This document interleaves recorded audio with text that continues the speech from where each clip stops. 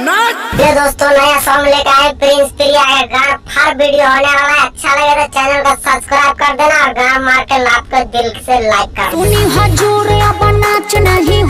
आगे बाप चोदी तू नचवी के लेने के तोरा पैसा दिन से गए नाच नहीं देता पेल दे वो के लौड़ा में तो तू भाग जे हो वाली हमारा से बात नहीं हो। आगे महादेवा चोदी तू कैला ने बात कर भी हमरा से लागत पिए लड़जी ना ना चोदी तोरा कथी के एलर्जी भगलो जे तोरा एलर्जी लगे हो बाप चोदी के देह के भीतरिया हो गए तोरा देह के भीतर एलर्जी भगलो ना तो बिल्ली के मटका लौड़ा ली मुंह में अपने आप तोरा सब एलर्जी भाग जे।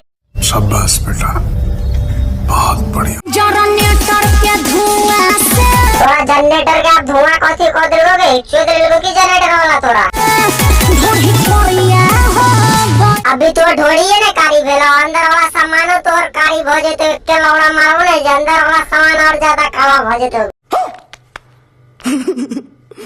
बड़ी दर्द में अब हमरा लड्ड के एहसास बुझेलो बड़ा दर्द में छी ते एक के लौड़ा और देबो ने जे दुनु सामान तोर फट जे खट्टा कमला करे लो हमला आगे बाप चोदी नाचे लायल छी त तोरा पर हमले न होतोगे।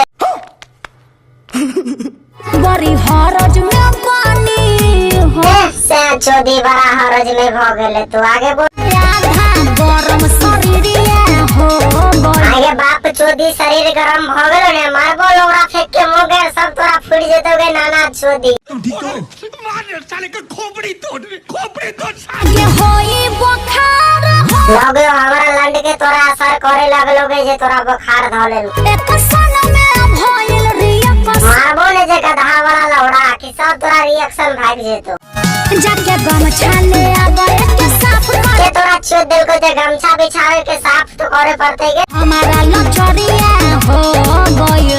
ज्यादा बोलली ना तो जे वीडियो देखे हो ने